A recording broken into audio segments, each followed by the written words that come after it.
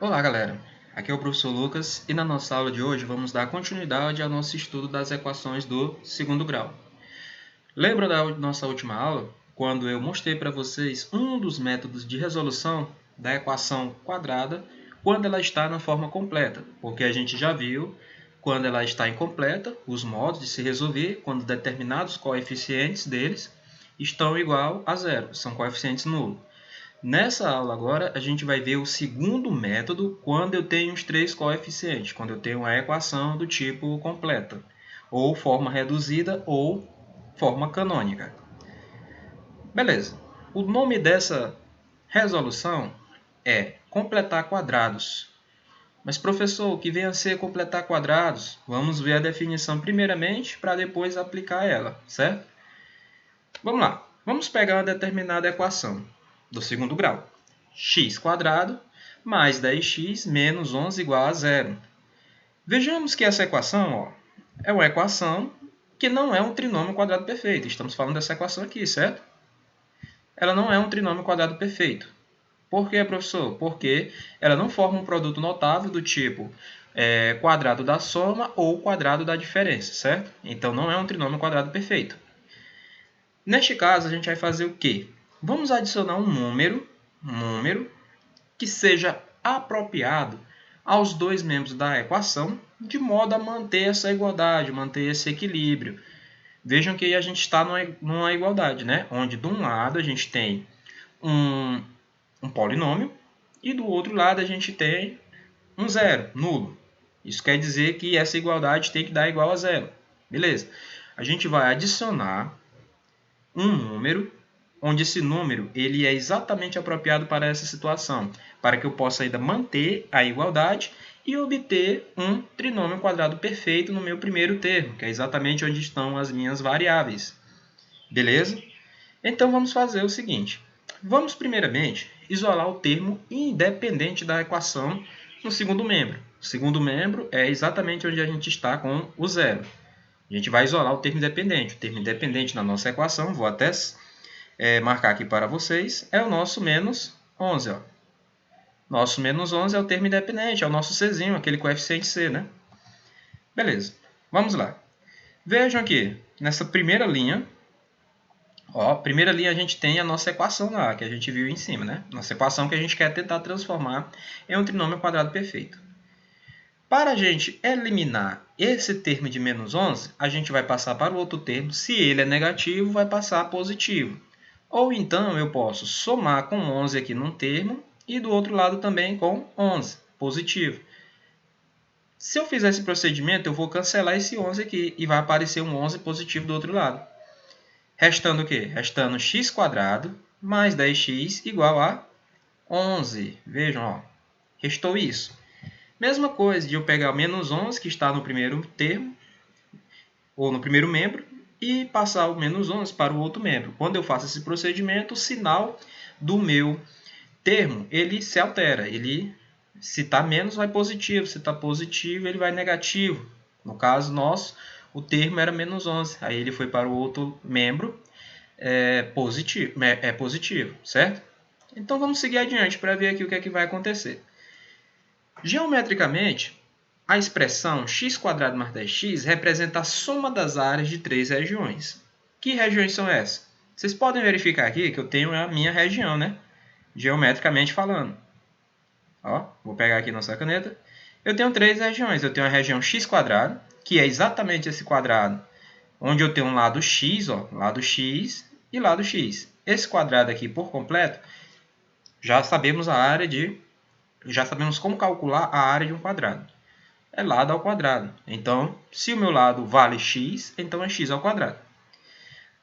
Do mesmo modo, eu tenho um retângulo aqui, retângulo de área de 5x, porque é x, que é o meu comprimento aqui, meu lado maior, vezes 5, x vezes 5, eu tenho 5x. E mais abaixo, eu tenho novamente um retângulo da mesma área do retângulo que a gente acabou de calcular. Novamente, 5x. Agora, colocando matematicamente, a gente tem o quê? Que x ao quadrado mais 10x, que é exatamente o valor completo dessa área, é x ao quadrado mais 2 vezes 5x. Que 5x é esse? É os dois retângulos de áreas iguais que a gente tinha geometricamente falando e analisando aqui, ok? Então, x ao quadrado mais 10x é a mesma coisa, só estou escrevendo matematicamente de outra maneira. X ao quadrado mais 10x é igual a x ao quadrado mais 2 vezes 5x, certo? É a mesma coisa, essa igualdade ela é verdadeira. Geometricamente falando, as áreas são exatamente daquele quadrado e dos dois retângulos iguais. Agora vamos fazer o seguinte. Para a gente completar um quadrado ali, está faltando o quê? Vejam que o lado que está faltando, ó, vou tentar aqui desenhar para mostrar para vocês. Está faltando para completar um quadrado por completo. Opa, saiu, né? Vamos aqui apagar nossa borracha. E vamos tentar fazer novamente aqui o nosso quadrado. Vejam que, para eu completar o quadrado por completo, está faltando essa pequena parte, né? Que essa pequena parte é o quê? É um quadrado. Só que esse quadrado ele mede quanto de lado? Veja que o 5 que está aqui, ó, é exatamente o lado do meu quadrado. E o 5 que está lá em cima também é esse lado do meu quadrado. Então, esse meu quadrado ele tem lado igual a 5. Logo, a área desse quadrado vai ser o quê? 25, porque é 5 ao quadrado. 5 ao quadrado é 25. Então, para completar o quadrado por completo, eu preciso dessa pequena parcela de um quadrado para poder fechar e eu ter esse quadrado maior por completo, beleza? Ó, vejam na ilustração, agora eu tenho o meu quadrado por completo, certo? Vou voltar aqui novamente, ó. Vejam que agora eu tenho o meu quadrado por completo, ó.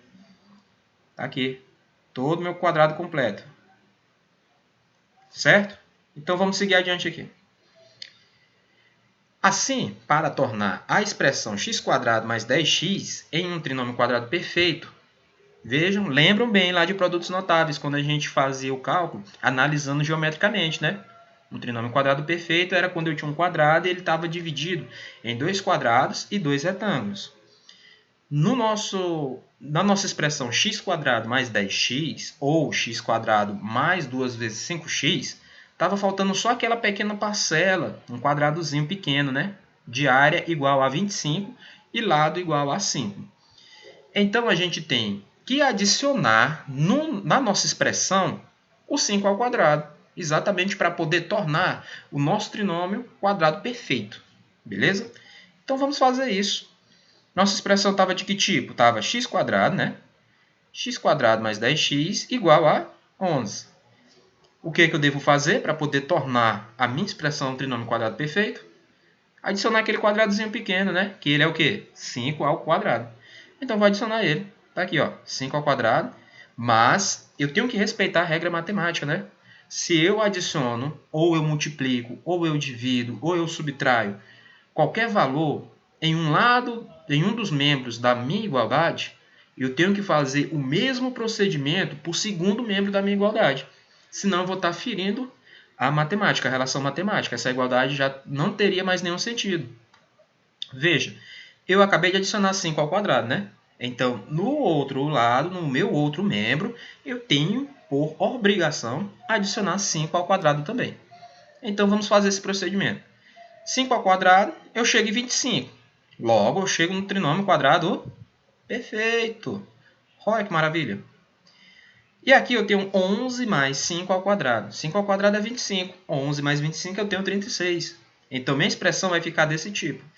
Veja, para eu transformar aquela minha primeira expressão, a expressão inicial, né, que tinha x ao quadrado mais 10x menos 11, em um trinômio quadrado perfeito, eu tive que fazer esse procedimento de pregar um número apropriado para que eu conseguisse somar com a minha expressão e obter um trinômio quadrado perfeito.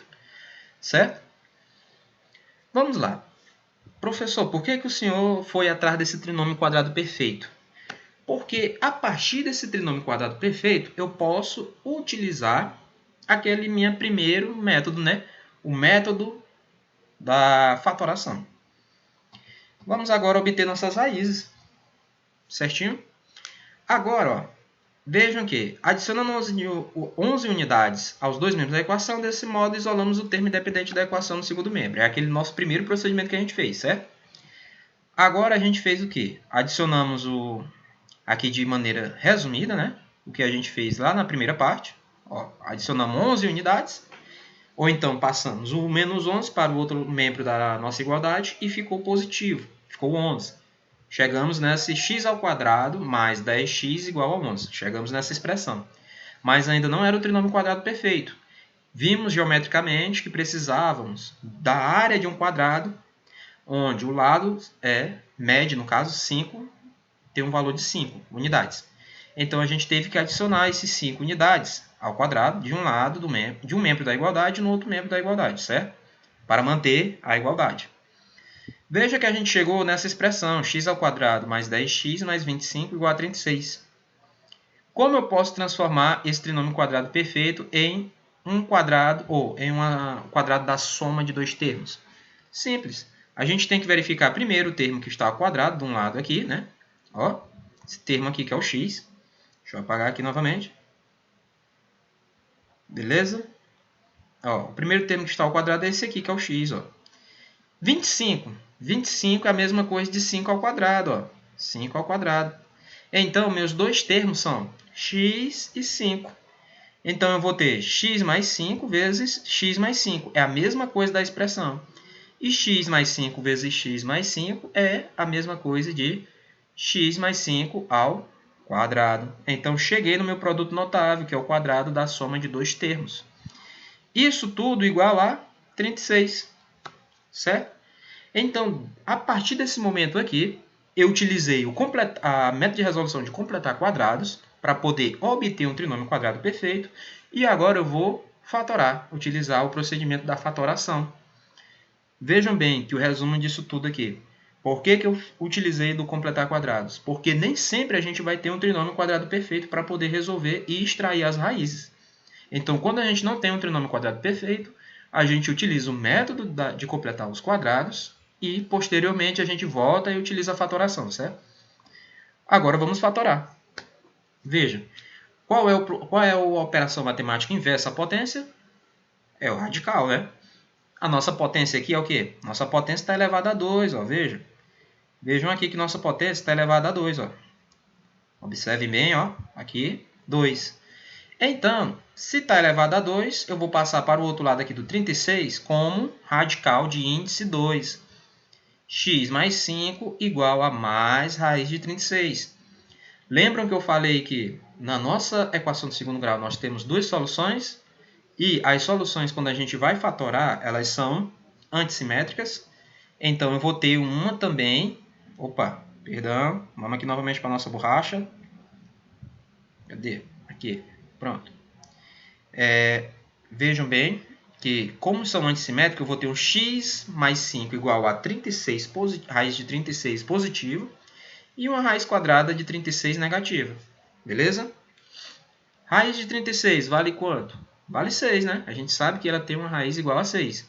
Então, vai ficar x igual a 6. De onde veio esse menos 5, professor? Ó, mais 5. Mais 5 está do meu primeiro membro. Eu vou para o segundo membro, eu inverto o sinal dele. Então, fica menos 5. 6 menos 5, eu tenho x igual a 1. Agora, eu vou ver o valor da minha outra raiz. Vejam, ó, x igual menos 6. Menos 6 por quê, professor? Porque aqui é o antissimétrico, né? Ó, menos. O mais 5 vem para cá, negativo, menos 5. Restando, x igual a menos 11, porque menos 6 com menos 5, sinais iguais, soma. E conserva o sinal do maior, que é o 6, que é negativo. Então, eu tenho minhas duas raízes aqui. Eu tenho a raiz 1 e a raiz menos 11. Raiz 1 e menos 11 são exatamente as raízes daquela minha primeira expressão, da minha primeira equação de segundo grau, aquela inicial que eu comecei, que foi o x² mais 10x menos 11 igual a 0. Vejam como foi bem simples. Eu utilizei o procedimento de completar quadrados para exatamente encontrar um trinômio quadrado perfeito e depois realizar a fatoração dessa expressão e encontrar as minhas raízes da equação de segundo grau. Ok? Bem, pessoal, então nossa aula vai ficar por aqui, com esse novo método para vocês utilizarem na resolução de equações do segundo grau do tipo completa. Na próxima aula eu vou dar a formulazinha que vocês vão gostar muito, que é a fórmula de Bhaskara, que serve para resolver qualquer tipo de equação do segundo grau, certo? Continue com o estudo, pessoal. Assistam, reassistam se precisar novamente o vídeo. E até a próxima aula. Abraço!